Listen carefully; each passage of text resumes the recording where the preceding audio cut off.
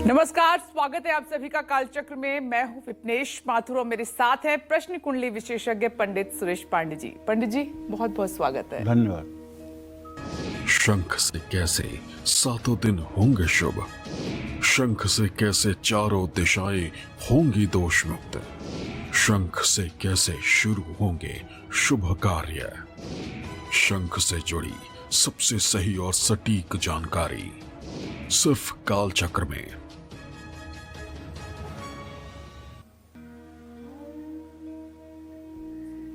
जी हाँ, हम में से कई लोग अपने घर में शंख रखते हैं और बजाते भी हैं। शंख बजाने से घर की सारी नकारात्मक ऊर्जा दूर हो जाती है, ये तो हम सभी जानते हैं और पंडित जी कई बार आपको कार्यक्रम में बता भी चुके हैं। लेकिन क्या आपको पता है कि घर में शंख की सही दिशा से हमारी कई परेशानियां दूर हो सकती हैं। साथ ही सातों दिन अलग अलग तरीके से शंख से जुड़े उपाय करने से कई गुना शुभ फल भी मिल सकते हैं। तो बने रहिए हमारे साथ और देखते रहिए कालचक्र। तो आज का विषय हमारा बहुत महत्वपूर्ण है। जैसा कि हमने बताया, आज हमारी चर्चा शंख के ऊपर है। पंडित जी शंख का महत्व आपको बताएंगे कि शंख कैसे हमारे जीवन से तमाम परेशानियां दूर कर सकता है। घर से जो नेगेटिविटी है, नकारात्मक ऊर्जा है, उसको भी शंख से आप दूर कर सकते हैं। तो आइए अपनी चर्चा की शुरुआत करते हैं।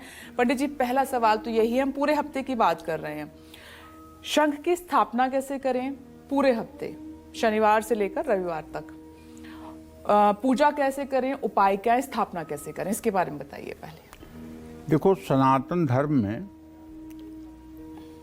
शंख एक ऐसा पूजनीय वस्तु है जी कि जिसका हर पूजा, हर अनुष्ठान में जरूरत पड़ती है। और पूजा अनुष्ठान के साथ साथ केवल शंख भगवान की पूजा में ही नहीं बजाई जाती। शंख जो है युद्ध शुरू करने के लिए भी बजाई जाती है। जी बिल्कुल। गीता में पहले अध्याय में वेदव्यास जी लिखते हैं, पांचजन्यम हृषिकेश देवदत्तम धनंजय। पांचजन्य नाम का शंख जो है भगवान कृष्ण ने बजाया। बिल्कुल। देवदत्तम धनंजय है, देवदत्त नाम का शंख जो था उसको धनंजय अर्थात अर्जुन ने बजाया। पौंड्रदध्मा महाशंख भीमकर्मा वृकोदर, और पौंड्रदध्व नाम का शंख जो है वो भीम ने बजाया। अनंत विजयो राजा, अनंत विजयम राजा कुंती युद्धो कुंती पुत्रो युधिष्ठिर। अनंत विजय नाम का जो शंख था उसको धर्मराज युधिष्ठिर ने बजाया। और सुघोषमणि और पुष्पक जो विमान थे, नकुल सहदेव, इन लोगों ने बजाया। जब ये 5 शंखों की ध्वनि हुई तो वहीं से युद्धारंभ हो गया, वहीं से युद्ध की ध्वनि हो गई। तो शंख जहाँ एक तरफ हमारे घर की नेगेटिविटी को दूर करता है, नकारात्मक ऊर्जा को दूर करता है, सकारात्मक ऊर्जा का प्रवाह देता है, वहीं धर्म की स्थापना के लिए भी ये मतलब कि बज उठता है। बिल्कुल। शंख की आवाज जब कानों में पड़ती है तो एक अलग ही एहसास रहता है। हमारे यहाँ शकुन शास्त्र में विपनेश कहा गया है, ज्योतिषी के पास अगर कोई व्यक्ति आए और वो प्रश्न करना शुरू करे, उसी समय कहीं से शंख की आवाज आ जाए, तो चतुर ज्योतिषी को चाहिए कि उसके प्रश्न का उत्तर सकारात्मक दे कि इसका काम बन जाएगा। अगर वो कन्या विवाह के लिए पूछ रहा है तो शीघ्र विवाह, संतान के लिए पूछ रहा है तो शीघ्र संतान, आजीविका के लिए पूछ रहा है तो शीघ्र आजीविका। मतलब शंख ध्वनि अगर कान में आ रही है ज्योतिषी के, तो ये निर्णय बिना ग्रह गोचर देखे अगर कह दें तो भी कभी ये गलत नहीं होगा। क्या बात। हमारे यहाँ शकुन शास्त्र का बड़ा महत्व है। जैसे शकुन शास्त्र में कोई मतलब कि महिला आई या पुरुष आया और वो पूछ रहा है कि मुझे संतान प्राप्ति कब होगी जी, और उसी समय ज्योतिषी के पास कोई ले आकर के माला फूल रख दिया, कोई दूसरा व्यक्ति। अब ज्योतिषी को चाहिए कि ग्रह गोचर न देखें, सीधे कहें कि शीघ्र आपको संतान प्राप्ति होने वाली है। और अगर वो कोई आके बैठा और कोई आपके यहाँ से आकर के माला फूल उठा के लेके चला गया जी, तो कह देना चाहिए कि अभी इसमें बहुत विलंब है। तो मतलब शकुन शास्त्र जो है ये भी बड़ा महत्व रखता है। शकुन शास्त्र माने ये गार्ड सिग्नल है जी। ये बता देता है कि आगे क्या होने वाला है, ये गार्ड सिग्नल है। जैसे आंखों का फड़कना, बाह का फड़कना, सीने का फड़कना, पैरों में मतलब कि खुजली होना, ये सब मतलब कि शकुन शास्त्र के अंतर्गत आते हैं। जी। आज तो हम शंख पर बात कर रहे हैं, तो ऐसा शायद ही कोई कालचक्र का दर्शक होगा जिसके घर में अब शंख न हो, और कोई शंख नहीं होगी तो दक्षिणावर्ती शंख जरूर होगी। इसलिए मैंने बहुत बार कार्यक्रम में इस शंख की महिमा को बताया है। रविवार को शंख में जल डालकर अगर सूर्य को अर्घ दिया जाए तो इससे सूर्य ग्रह की मजबूती होती है। सोमवार को भगवान शिव की पूजा करके शिव मंदिर में शंखनाद करें और शंख का दान करें, लेकिन यही थोड़ा सावधानी है।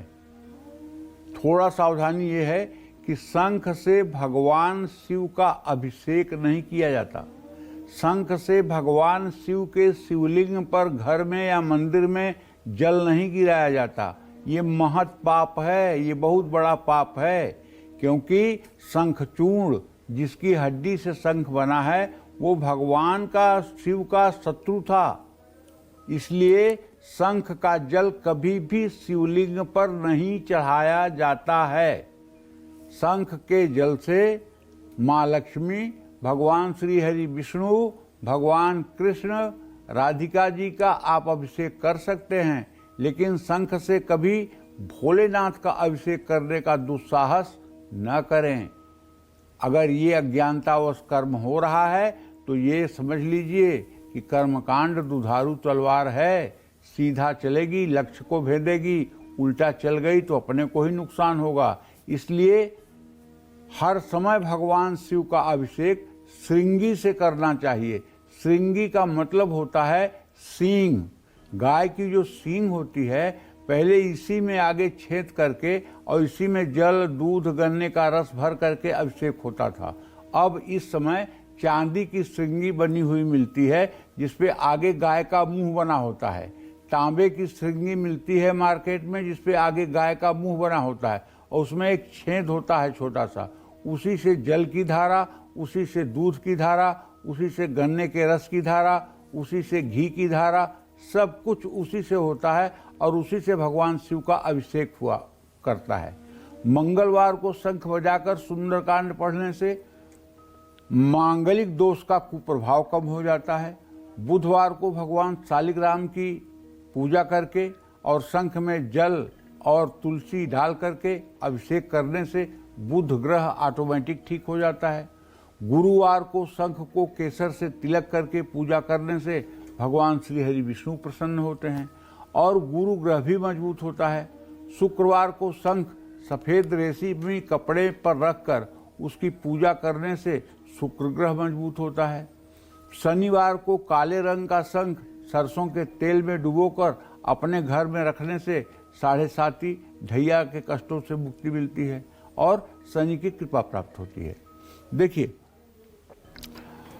समस्या ये है कि और सब चीजें तो आदमी सह लेता है, लेकिन आर्थिक परेशानी, मतलब घर में बच्चा बीमार हो और बीमारी का इलाज कराने के लिए पैसा न हो, घर में छोटे छोटे बच्चे हों और उनके लिए खान पान की समुचित व्यवस्था न हो, घर में बेटी ब्याह लायक हो और घर में फूटी कौड़ी न हो, घर में बेटा रोजगार लायक हो लेकिन घर में 10 पैसे ना हो उसको कुछ कराने के लिए, ये बहुत दुख होता है।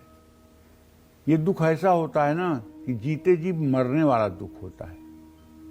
आखिरकार गोस्वामी तुलसीदास जी ने भी तो लिखा है रामचरितमानस में उत्तरकांड में, न ही दरिद्र सम दुख जग माही। इससे बड़ा कोई दुख नहीं होता है। तो मैं अपने दर्शकों को बताना चाहता हूं, अभी तक अगर आपके घर में शंख नहीं है तो आप अपने घर में एक दक्षिणावर्ती शंख ले आएं और एक स्फटिक, चांदी या पारे का श्री यंत्र पिरामिड के आकार का अपने घर में स्थापित कर लें।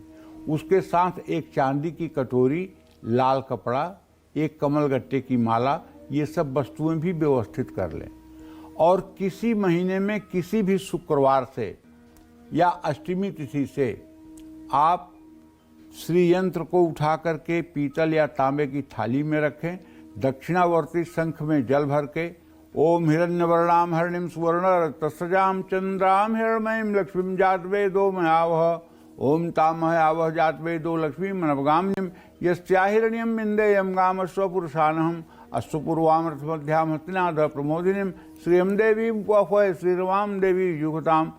कहने का मतलब यह है कि श्री सूक्तम के जो 16 मंत्र हैं उन मंत्रों को बोलते हुए शंख में जल भरकर श्रीयंत्र का अभिषेक करिए। शंख के पोंछ की तरफ से जल गिराइए, फिर दूध इसी तरह से भर करके श्री सूक्तम के मंत्रों को बोलते हुए दूध गिराइए। फिर गन्ने का रस न हो तो चीनी का रस बना लें उससे, फिर उसके बाद में थोड़ी सी दही गिराएं, फिर उसके बाद थोड़ा सा घी गिराएं, फिर थोड़ा सा शहद गिराएं, उसके बाद फिर शुद्ध जल भर करके श्री सूक्तम के मंत्रों को बोलते हुए शंख का पूर्ण रूपेण ऐसा अभिषेक करें कि एकदम से श्रीयंत्र साफ सुथरा हो जाए, और फिर साफ कपड़े से उसे पोंछ करके चांदी की कटोरी या चांदी के आसन पर लाल कपड़ा बिछा करके और उस पर स्थापित करें। अगर कमल का फूल हो तो कमल के फूल को खिला करके उसे कटोरी में रख दें, उसके ऊपर श्रीयंत्र रखें। इसके बाद श्रीयंत्र पर कलावा लपेट करके पहले हल्दी, फिर साबुत चावल जिसको अक्षत कहते हैं, रोली, सिंदूर, ये सब मृगी मुद्रा में माने अंगूठा, मध्यमा और तर्जनी 3 उंगलियों से चढ़ाएं, और उसके बाद लाल पुष्प से श्रृंगार करके धूप जलाएं, दिया जलाएं, और एक पीतल चांदी की प्लेट में काजू, किशमिश, मिश्री या मिठाई, फल रख करके और महालक्ष्मी के लिए भोग लगाएं। भोग लगाने के पश्चात एक चांदी की गिलास में थोड़ा सा शुद्ध जल भर करके माता के लिए जल रखें, और उसके बाद एक पान का पत्ता चढ़ाएं, और उसके बाद कपूर से आरती करें और श्री सूक्तम के मंत्रों को बोलते रहें। अगर आपको संस्कृत में श्री सूक्तम बोलना नहीं आता है तो अब तो भगवान ने इतनी व्यवस्था कर दी है कि आप अपना मोबाइल उठाइए, जिसमें दिन रात आप रील देखते हैं, उसे उठाइए और YouTube में लिखिए श्री सूक्तम। केवल लिखते ही श्री सूक्तम YouTube पे गाया हुआ श्री सूक्त आ जाएगा, और उसको चालू कर दीजिए। श्री सूक्त बजता रहेगा, आप पूजा करते रहिए। 10, 15, 20 दिनों के अंदर सुनते सुनते आपको भी अभ्यास हो जाएगा, आपको भी याद हो जाएगा। और ये उपाय अगर आपने सुबह शाम दोनों समय करना शुरू कर दिया, और ज़्यादा नहीं, इस उपाय को आपने 16 महीने कर दिया, तो मैं दावे के साथ कह सकता हूँ कि आपकी आर्थिक परिस्थिति में आमूल चूल परिवर्तन आने से कोई दुनिया की ताकत रोक नहीं सकती है। दरिद्रता से आपको निजात मिल जाएगी और आपका जीवन स्वर्णिम अक्षरों में लिखा जाएगा। इसलिए श्री महाविद्या अर्थात महालक्ष्मी की आराधना करने के लिए दक्षिणावर्ती शंख बहुत ही आवश्यक है। इसलिए हर घर में एक दक्षिणावर्ती शंख तो जरूर होना चाहिए। जय मां विंध्यवासिनी। तो देखिए, पंडित जी ने आपको शंख का महत्व बताया और साथ ही पूरे हफ्ते आपको शंख की कैसे पूजा करनी है, शंख से जुड़े हर दिन के हिसाब से उपाय भी आपको बताए हैं। शंख को लेकर आगे हमारी चर्चा पंडित जी के साथ जारी रहेगी कि आपको घर में शंख की स्थापना कहाँ पर करनी है, जो कोना आपके लिए शुभ हो, यानी कि उससे खुशहाली बनी रहे, सुख समृद्धि आपके जीवन में आए, माँ लक्ष्मी कभी न रूठें और साथ ही कर्ज से भी आपको मुक्ति मिल जाए। ये बताएंगे पंडित जी आगे, लेकिन अभी राशिफल की हम शुरुआत कर रहे हैं। बात करते हैं मेष राशि की। कैसी रहेगी आर्थिक स्थिति, आपकी कामकाज, रिश्ते और सेहत, साथ ही क्या है आज का उपाय, आपके लिए शुभ अंक क्या है, शुभ रंग क्या है, जान लेते हैं। देखिए, मेष राशि के जातकों को बताना चाहूंगा कि आपका राशि स्वामी मंगल अब भी तृतीय भाव में गोचर कर रहा है, और आपके भाग्य भाव का स्वामी बृहस्पति आपके द्वितीय भाव में है। चंद्रमा बृहस्पति आमने सामने हैं, और आपके व्यय भाव में शुक्र के साथ राहु है, जिसके कारण अगर आज आप कर्जा उतारना चाहें तो उसमें आप सक्षम रहेंगे। सहकर्मी और अधिकारी आपकी मदद करेंगे। शादी की बातचीत के लिए आज का दिन बहुत शुभ है। ज़्यादा चिंता न करें, नहीं तो सेहत बिगड़ सकती है। आपसे कोई गलती हो सकती है। साबुत मूंग का दान करें। शुभ अंक आपके लिए 2 है, शुभ रंग आपके लिए हरा है। जय मां विंध्यवासिनी।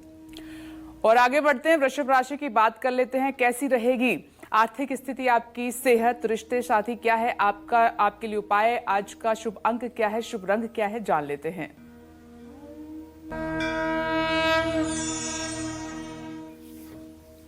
देखिए, वृषभ राशि के जातकों को बताना चाहूंगा, आपका राशि स्वामी भले ही एकादश भाव में उच्च राशि में राहु के साथ है, लेकिन आपके राशि में बृहस्पति की भी स्थिति है और बृहस्पति शुक्र का स्थान परिवर्तन योग चल रहा है। खुद की मेहनत से पैसे कमाएंगे और बचा पाएंगे, ऐसा मेरा विश्वास है। आप पर कुछ जिम्मेदारियां बढ़ सकती हैं। वैवाहिक जीवन सुखी रहेगा। अपने लिए समय निकालें और मन को शांत रखें। भय अगर आपके मन में है तो ये हर सुख को छीन सकता है। खुद पर भरोसा रखें। घर के ब्रह्मस्थान को साफ सुथरा रखें। शुभ अंक आपके लिए 7 है। शुभ रंग आपके लिए आसमानी है। जय मां विंध्यवासिनी। और आइए पंडित जी के साथ चर्चा को और आगे बढ़ाते हैं। पंडित जी, दूसरा सवाल ये है शंख से जुड़ा हुआ कि शंख को कहाँ स्थापित करें ताकि घर में सुख समृद्धि बनी रहे, खुशियों का वास हो, माँ लक्ष्मी कभी निराश ना हो, और साथ ही अगर किसी ने कर्ज ले रखा है तो उससे भी जल्द मुक्ति मिल जाए। देखो, मैंने तो बताया कि कर्ज नहीं, महाकर्ज में कोई डूबा हुआ व्यक्ति हो और वो भी अगर श्री यंत्र की पूजा करना शुरू कर दे और शंख से अभिषेक करना शुरू कर दे, तो अगर नाक तक कोई कर्ज में डूबा होगा तब भी उसे महालक्ष्मी 16 महीने के अंदर निकालना शुरू कर देंगी। ठीक है। रही बात शंख रखने की, अगर घर में सुख समृद्धि नहीं है, परिवार के सदस्य एक दूसरे से मनमुटाव रखते हैं, परिवार के लोगों की सेहत ठीक नहीं रहती है, ज़्यादा से ज़्यादा पैसा दवाइयों पर जा रहा है, तो आपके घर में पहली बात तो पूजा स्थान घर के नॉर्थ ईस्ट में ही होना चाहिए।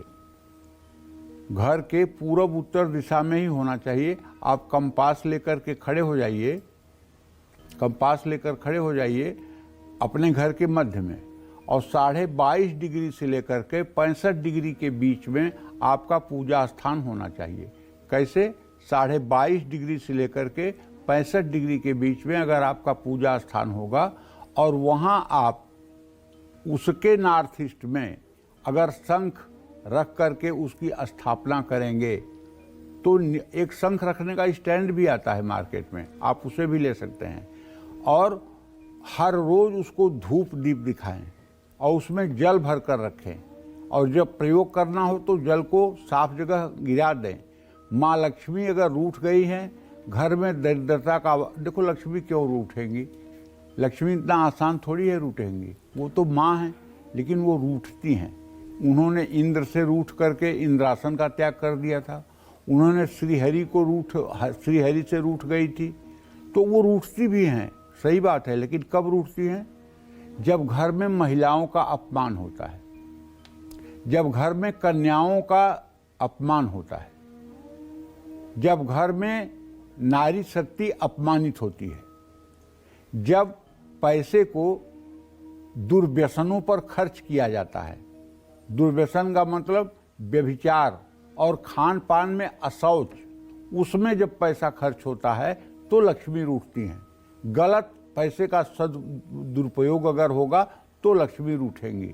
अगर आप अतिथि की सेवा में बहन बेटियों के लिए, माता के लिए, पिता के लिए, समाज के लिए धन खर्च करते हैं, इससे आप कभी आपके ऊपर लक्ष्मी नहीं रूठ सकती हैं, ये दावे के साथ कह रहा हूँ। लेकिन यदि आप पत्नी को रोज अपमानित करते हैं, बहन बेटियों के प्रति आपका व्यवहार क्रूर है, माता के प्रति आपका व्यवहार संवेदनशील नहीं है, तो चाहे जितना मेहनत कर लो भाई, लेकिन सफलता नहीं मिलने वाली है। अन्यायोपार्जितम वित्तम 10 वर्षाणि तिष्ठति वर्षे एकादशे समूले विनश्यति।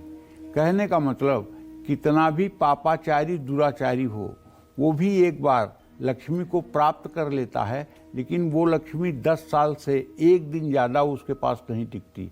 11वां साल शुरू होते ही वो समूल नष्ट कर देती हैं उस जातक को। तो कहने का मतलब कर्ज से मुक्ति अगर नहीं मिल पा रही है तो अपने घर के उत्तर पूर्व दिशा में दक्षिणावर्ती शंख में जल भर करके रोज रखें और उसे बदलते रहें। माँ लक्ष्मी का घर में अस्थायी वास अगर नहीं है, बचत नहीं हो पाती है, तो शुक्रवार को लाल रेशमी कपड़े में मोती शंख लपेट करके अपनी तिजोरी में रखें। देखिए, मोती शंख जो है आज बहुत महंगी है मोती शंख, और इसकी उपलब्धता भी बहुत कम है। मोती शंख तिजोरी में रखी जाती है, और मेरे हिसाब से मोती शंख को धनतेरस के दिन स्थापित करना चाहिए।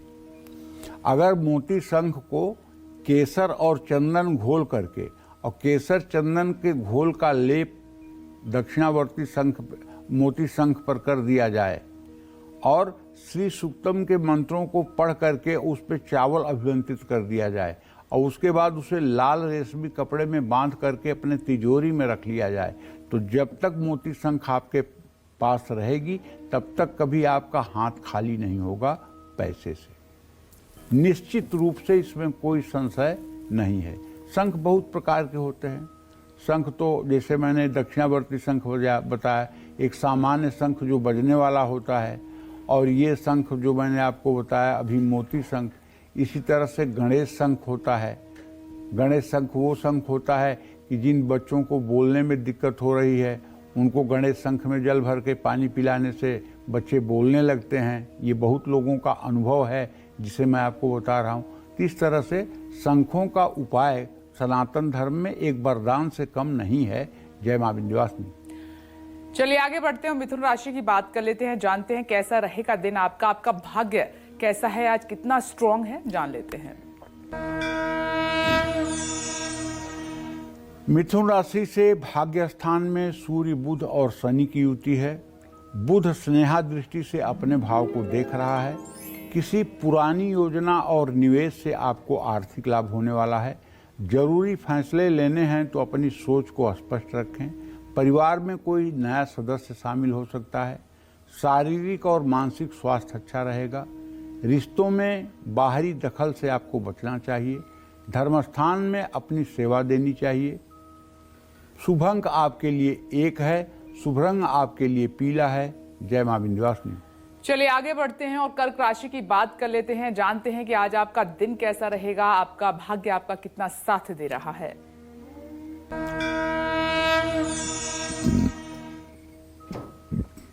कर्क राशि का स्वामी अपनी नीच राशि वृश्चिक राशि में भले बैठा हुआ है, लेकिन तुला के नवमांश में है, नीच के नवांशक में नहीं है।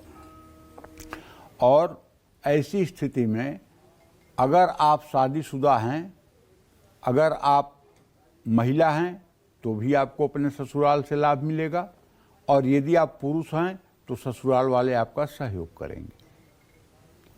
आज काम समय पर आप पूरे नहीं कर पाएंगे। लंबे समय से रुके हुए पारिवारिक काम पूरे होंगे। ऊर्जा से भरपूर रहेंगे। आपके मन में असुरक्षा की भावना बढ़ सकती है क्योंकि चंद्रमा नीच राशि में है। किसी भूखे व्यक्ति को भोजन कराना चाहिए। शुभ अंक आपके लिए 8 है।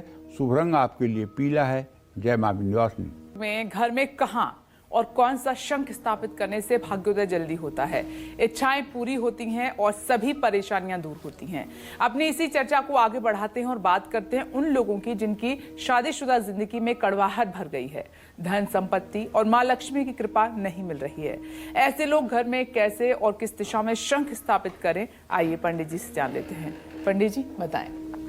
देखिए, अगर आपके वैवाहिक जीवन में मनमुटाव है, क्लेश है, तो अपने बेडरूम में शंख और सीप आपको रखना चाहिए। मुख्य द्वार अगर आपके गलत डायरेक्शन में आपने बना लिया है, या मुख्य द्वार के सामने ही वास्तु दोष है, या कोई वेद है, तो शंख, सीप और कौड़ियाँ मौली में पिरो करके मुख्य द्वार पर दोनों तरफ लटकाने से भी लाभ मिलता है। माँ लक्ष्मी की कृपा पाने के लिए मोती शंख का चूर्ण अगर आपको मिल जाए तो पानी में डालकर अपने पूजा घर में माँ लक्ष्मी की प्रतिमा का आप स्नान करा सकते हैं। माँ लक्ष्मी के सामने 9मुखी शुद्ध घी का दिया जलाएं। धन संपत्ति के साथ इससे आत्मविश्वास भी बढ़ेगा। घर की जिस भी दिशा में वास्तु दोष हो, वहाँ सुबह शाम अगर आप शंख बजाएं और कपूर से आरती करें तो ऐसा करने से उस दिशा की नकारात्मकता दूर हो जाएगी। इसमें कोई संदेह नहीं है। और एक बात जो मैंने जीवन में अनुभव किया है वो आपको बताना चाहता हूँ। देखिए, वास्तु दोष तो बहुत बुरी बात है, इसे मैं मानता हूँ, पूरा हृदय से मानता हूँ। लेकिन वास्तु दोष में कुछ चीज़ें ऐसी होती हैं जो आप इग्नोर कर सकते हैं, अवॉइड कर सकते हैं। लेकिन एक चीज़ ऐसी होती है जिसे आप इग्नोर न करें। वो क्या है? नॉर्थ ईस्ट में आपके घर में 22.5 डिग्री से 65 डिग्री के बीच में टॉयलेट नहीं होनी चाहिए। अगर टॉयलेट है, अगर स्टेयर है, सीढ़ियां हैं, तो आप मान के चलिए, आप चाहे जितने बड़े सूरवीर हैं, लेकिन प्रगति आपसे बहुत दूर रहेगी। आपका उद्यम, आपका पराक्रम सब निष्फल हो जाएगा। और अगर इस डायरेक्शन में आपका पूजा स्थान है, ये डायरेक्शन खुला और हल्का है, घर के शेष भागों से इसके जमीन की सतह 1 सेंटीमीटर नीचे है, तो आप विश्वास करिए, दुनिया की कोई ताकत नहीं है कि आपको कोई दुख और परेशानी में डाल दे। अगर वास्तु दोष ठीक हो, अगर वास्तु दोष न हो और आदमी का भाग्य थोड़ा कमजोर भी हो, तब भी जीवन सुखमय हो जाता है। लेकिन अगर वास्तु दोष गंभीर है तो फिर बहुत पराक्रम करने के बाद भी उपलब्धियां मिल नहीं पाती हैं। एक बात ये जरूर कहना चाहूँगा कि हमारे शास्त्रों में कहा गया है, पुरुष बली होत नहीं, समय होत बलवान। पुरुष बली होत नहीं, समय होत बलवान। भिल्लन लूटी गोपिका, वही अर्जुन वही बाण। एक तो वास्तु होता है और दूसरा हमारा समय होता है। समय का मतलब हमारी दशा, कौन से ग्रह की हमारी दशा चल रही है। अगर किसी भाग्योदयकारी ग्रह की दशा चल रही है और बहुत शुभ दशा चल रही है, तो वास्तु दोष भी अगर बहुत ज़्यादा है तो वास्तु दोष भी अपना कुप्रभाव नहीं कर पाएगा। लेकिन अगर दशा खराब है और वास्तु दोष है, तो ये वज्र की तरह आपके ऊपर आघात होगा, जिसे से संभाल पाना बहुत मुश्किल होगी। समय अगर अच्छा है, समय एकदम विपरीत नहीं है, भाग्योदय का कार्यकाल चल रहा है, भाग्योदय का कार्यखंड चल रहा है, तो अगर वास्तु दोष है भी तो उस समय आपको समझ में नहीं आएगा। और उस समय अगर आपसे कोई कह भी दे कि ये वास्तु दोष है, तो आपके समझ में आएगा कि ये सब तो ऐसे रूढ़वादिता है, मैं तो राजा की तरह जीवन जी रहा हूँ, मुझे क्या दिक्कत है। दिक्कत उस दिन होगी भाई। 3 प्रकार के कर्म होते हैं। एक तो है संचित कर्म, जो आपका जमा है भगवान के यहाँ बैंक में, कई जन्मों के आपके पाप पुण्य का हिसाब, उसको कहते हैं संचित। और एक होता है प्रारब्ध, जो शरीर बनते समय पाप पुण्य मिलाकर शरीर बन गया, वो प्रारब्ध है। उसके बारे में कहा जाता है, जो विधना ने लिख दिया छठी रात के अंत, राई बढ़े न तिल घटे, कोटिन करहु जतन। मतलब जो विधाता ने छठी की रात में आपके किस्मत में लिख दिया है, वो प्रारब्ध कहलाता है और उसका भोग हमें भोगना ही पड़ेगा। बड़े बड़े साधक, स्वामी रामकृष्ण परमहंस जैसे साधक, भाई जी हनुमान प्रसाद पोद्दार जैसे साधक, उड़िया बाबा जैसे महान तपस्वी, इन सबको भी प्रारब्ध का भोग भोगना पड़ा। अगर ये चाहते तो प्रारब्ध को अपनी तपस्या से काट सकते थे, लेकिन नहीं। मच्छर मारने के लिए ब्रह्मास्त्र का प्रयोग नहीं होता। इस नश्वर जीवन को बचाने के लिए कोई अपनी साधना नहीं लगाता। और एक है क्रियमाण, जो इस समय हम कर्म कर रहे हैं। तो कहने का आशय ये है कि अगर आपका भाग्य अच्छा है और वास्तु भी अच्छा है, तो निश्चित रूप से आपको लाभ मिलेगा। जय मां विंध्यवासिनी। चलिए आगे बढ़ते हैं, सिंह राशि की बात कर लेते हैं, जानते हैं कैसा रहेगा दिन आपका।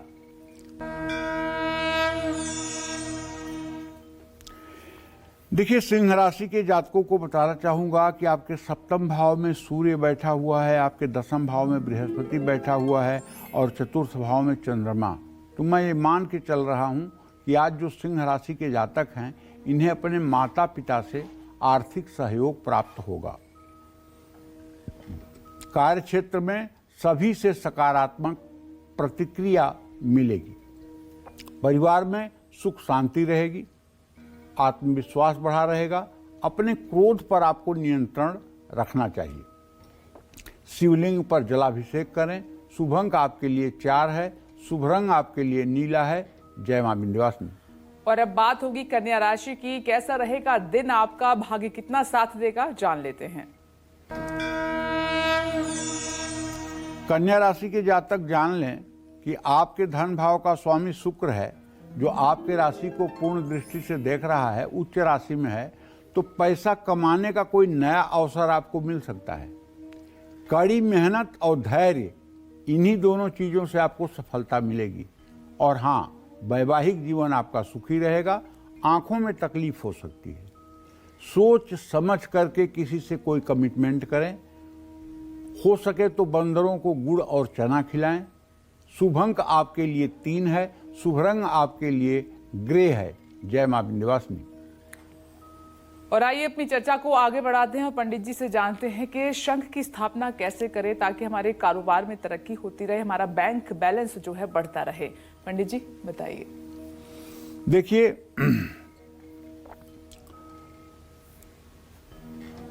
मां लक्ष्मी की अपार कृपा पाने के लिए और बैंक बैलेंस बढ़ाने के लिए अपने पूजा घर में स्फटिक का श्रीयंत्र रखिए और शंख में जल भरकर, दूध भरकर, गन्ने का रस भर के, दही भर के, शहद भर के, गाय का घी भर के उसका श्री सूक्तम के मंत्रों को बोलते हुए अभिषेक करिए। मैंने पहले ही सेगमेंट में बता दिया कि किस तरह से आप अभिषेक करके अपने सोई किस्मत को जगा सकते हैं। लेकिन अगर आपने 1 हफ्ता उपाय किया, 15 दिन उपाय किया और फिर आपने फोन लगा दिया, पंडित जी आपने तो बताया था, कुछ फायदा नहीं हुआ, मैं 15 दिन से कर रहा हूं। अरे भैया, 15 दिन 20 दिन में कुछ नहीं होता है। आपके जन्म जन्मांतर का जो प्रारब्ध का ढेर लगा हुआ है, उसको जलने में समय लगेगा। आप इसको करते रहिए। पूरी गारंटी देता हूं कि चाहे जितनी बड़ी अभागी किस्मत हो आपकी, चाहे दुनिया के सबसे बड़े दुर्भाग्यशाली व्यक्ति आप हों, 36 महीने में आपका भी भाग्योदय हो जाएगा। और जिसका प्रारब्ध अच्छा होगा उसे 15 दिनों में फल मिल जाएगा। जिसके पुण्य अच्छे होंगे उसे 1 हफ्ते में फल मिल जाएगा। लेकिन अगर आपका प्रारब्ध बहुत दूषित है, बहुत दरिद्र कुल में आपका जन्म हुआ है, पिता का सुख नहीं है, तो ऐसे में आपको 3 साल तक ये तपस्या करनी पड़ सकती है। ये बात ध्यान रखिएगा। अगर ये बात आप ध्यान रखेंगे और धैर्य रख करके पूजा पाठ करेंगे तो इसका परिणाम आपको प्राप्त होगा, इसमें कोई दो राय नहीं है। जय मां विंध्यवासिनी। तो देखिए, पंडित जी ने आपको बताया है। पंडित जी कैसे, मतलब मुनाफा बढ़ता रहे और कभी भी मतलब घर से सुख शांति दूर ना हो। कई लोगों को शंख कैसे स्थापित करना है, किस विधि से स्थापित करना है, ये प्रक्रिया बहुत महत्वपूर्ण रहती है। देखो बेटा, शंख की बात तो अपनी जगह पे सही है, लेकिन जो सबसे बड़ा शंख है ना, जो सबसे बड़ा शंख है वो शरीर है। अगर कारोबार मुनाफा नहीं दे रहा है और कार्य क्षेत्र के पूजा घर में आप एक गणेश शंख की स्थापना कर दें। गणेश शंख गणेश जी के ही आकार का होता है। हल्का सा ये पीलापन लिए हुए, जैसे मतलब कि टाइगर, बाघ की चमड़ी होती है, उसी रंग का होता है ये गणेश शंख। तो धूप दीप से उस शंख की अगर आप पूजा कर लें और हर रोज शंख का जल अपने कार्य क्षेत्र में छिड़कना शुरू कर दें, तो ऐसा करने से कारोबार में तेजी आएगी, तरक्की होगी। और शंख में दूध भर करके घर में छिड़कने से वास्तु दोष दूर होता है। पितृदोष से मुक्ति पाने के लिए घर में शंख में जल भरकर भगवान विष्णु का ओम नमो नारायणाय नमः मंत्र जपते हुए अभिषेक करने से पितरों को प्रसन्नता प्राप्त होती है, इसमें कोई संदेह नहीं है। जय मां विंध्यवासिनी। चलिए आगे बढ़ते हो, तुला राशि की बात कर लेते हैं, जानते हैं कि आज का दिन आपका कैसा रहने वाला है। तुला राशि के जातकों को बताना चाहूंगा कि भाई आपका राशि स्वामी शुक्र इस समय अपनी उच्च राशि में छठे भाव में गोचर कर रहा है, लेकिन आपके द्वितीय भाव का चंद्रमा और पंचम भाव में सूर्य बुध शनि की युति, आज आप अगर भविष्य के लिए कहीं निवेश करना चाहते हैं तो वो फायदेमंद रहेगा। लेकिन आज के लिए निवेश करना चाहते हैं, जैसे शेयर में आज पैसा लगा रहे हैं और शाम तक आपको उसको निकालना है, तो आप घाटे में रहेंगे। नौकरी का आवेदन करने के लिए समय अच्छा है। परिवार के साथ धर्म कर्म का योग बन रहा है। पाचन तंत्र कमजोर पड़ सकता है। एकाग्रता भंग होने से पढ़ाई प्रभावित हो सकती है। नदी में जटाधारी नारियल आप प्रवाहित कर सकते हैं। शुभ अंक आपके लिए 9 है। शुभ रंग आपके लिए लेवेंडर है। जय मां विंध्यवासिनी। चलिए चर्चा को आगे बढ़ाते हैं। शंख को घर में स्थापित करने की क्या है सही विधि और शंख स्थापित करते समय किन बातों का ध्यान रखें, आइए पंडित जी से जान लेते हैं। पंडित जी, कुछ जरूरी बातें हैं शंख स्थापित करने के लिए, कौन सी हैं वो? देखो विपिनेश, शंख तो साक्षात देवताओं की ही प्रतिमूर्ति है। 3 चीजें ऐसी हैं बेटा जो कभी हमारे सनातन धर्म में झूठी नहीं मानी जाती, चाहे झूठे हाथ ही क्यों ना लग जाए। जूठे हाथ लगने से तो अशौच होता है। जूठा का मतलब हमारे मुंह से कोई चीज का स्पर्श हो गया और वही आप अपने मुंह से स्पर्श करें, इसको जूठा कहते हैं। ओके, इसको जूठा कहते हैं। जी, जी। जैसे शंख आपने बजा लिया, अब मुझे बजाना है तो शंख मैं धो करके बजाऊं एक बात, और शंख बिना धोए मैं बजाऊं, आपका मुंह लगा हुआ है मैं बजाऊं, तो कोई दोष नहीं लगेगा। तो इसलिए शंख जो है ये हर समय पवित्र रहता है। एक आदमी जो शंख बजाया है उसको 10 बजा लें बिना धोए तो किसी को कोई पाप नहीं लगेगा। ये बड़ी अनोखी बात और सनातन धर्म की प्रमाणित बात बता रहा हूँ। पहली चीज ये पक्की है, कभी गंदी नहीं होती। दूसरी चीज, गाय का गुदा, गाय के गुदा द्वार से जो गोबर निकलता है वो चाहे छोटी बछड़ी का हो, चाहे बियाई हुई गाय का हो, चाहे मतलब कि छोटी बछड़ी का हो, चाहे बूढ़ी गाय का हो, हर समय उसका गोबर जो होता है वो पूजनीय होता है जी। उसकी आप गौरी बना करके और पूजा उसको पार्वती के रूप में आप कर सकते हैं। तो गाय की गुदा भी हर समय पवित्र मानी जाती है और वो सिरोधार्य सनातन धर्म में सबको है। और तीसरी चीज जो अति पवित्र है वो है अग्नि। अग्नि में चाहे जैसे जहां से अग्नि हो उसको आप कहीं प्रकट कर लीजिए, वो अग्नि कभी अशुद्ध नहीं होती। उसी अग्नि से चिता का दाह भी किया जाता है और उसी अग्नि से यज्ञ में हवन भी किया जाता है। उसी अग्नि से भोजन भी बनाया जाता है और उसी अग्नि से कुछ भी शुभ कर्म किया जा सकता है, उसमें कोई रोक नहीं है। और गंगा जल? हाँ, गंगा जल तो है, लेकिन गंगा जल के बारे में भविष्य पुराण में एक बात लिखी हुई है, कलौ 10 सहस्त्राणी विष्णु तिष्ठित मेदनी तदर्धम जाह्नवी तोयम तदर्धम ग्राम्य देवता। अब ये बात हमारी इस समय कुछ लोगों को बुरा लग सकती है। क्योंकि भविष्य पुराण में लिखा हुआ है कलौ 10 सहस्त्राणी विष्णु तिष्ठित मेदिनी। कलयुग में 10,000 वर्ष तक भगवान विष्णु का पृथ्वी पर वास रहता है। तदर्धम जाह्नवी तोयम, उसका आधा माने 5,000 वर्ष जो है वो वास गंगा जी का रहता है। तदर्धम माने 2,500 वर्ष। तदर्धम जाह्नवी तोयम तदर्धम ग्राम्य देवता, और 1250 वर्ष तक ग्राम देवता का वास पृथ्वी पर रहता है। तो अब जैसे इस समय कलयुग के शुरू हुए वेद बारित खाग्न्यंके युते सब्बत वत्सरे भवेदयन वल्लीसा यस्यागत कलिष्ठ था। 3044 साल को अगर 2082 में जोड़ दिया जाए तो ये कुल मतलब कि लगभग 8124-25 वर्ष, 5124-25 वर्ष बनता है कलयुग का भोग। कलयुग इतने दिन भोग चुका है। तो अब भविष्य पुराण के अनुसार तो गंगा में दूषण आ चुका है, जी। पहले गंगा जल आप रखते थे, 10-10 साल तक रखे हुए गंगा जल में उसमें कोई कमी नहीं आती थी। लेकिन आज जिस तरह से गंगा जी में नाले और नदियां मिल रही हैं, जिस तरह से गंदगी मिल रही है, तो गंगा जी भी प्रदूषित हो रही है। जी। आप भी बार बार सुनती होंगी कि मतलब कि गंगा की सफाई का अभियान चल रहा है। जो गंगा सबको स्वच्छ करती है, उनके सफाई का अभियान किसी कारणवश ही तो चल रहा है। जी जी सही। तो इसलिए कलयुग में गंगा जल को आप नहीं कह सकते हो कि बहुत मतलब कि दिनों तक ये ठीक रहेगा। ठीक है, हाँ, अगर सरकार इस पर ध्यान दे, सरकार चेष्टा करे, गंगा की पवित्रता के लिए हम सभी, पहले जानते हो हम लोग जब बचपन में जाते थे ट्रेन में बैठ करके और कहीं गंगा का पुल मिलता था तो पूरे ट्रेन के सब लोग सिक्का डालने लगते जी, थे। बिल्कुल बिल्कुल। सिक्का गंगा जी में डालने लगते थे। हम भी डाले हैं। तो जब मैंने भी डाला है। हाँ, जब मैं कुछ बड़ा हुआ तो मैंने सोचा आखिर ये सिक्का डाला क्यों जाता है गंगा जी में।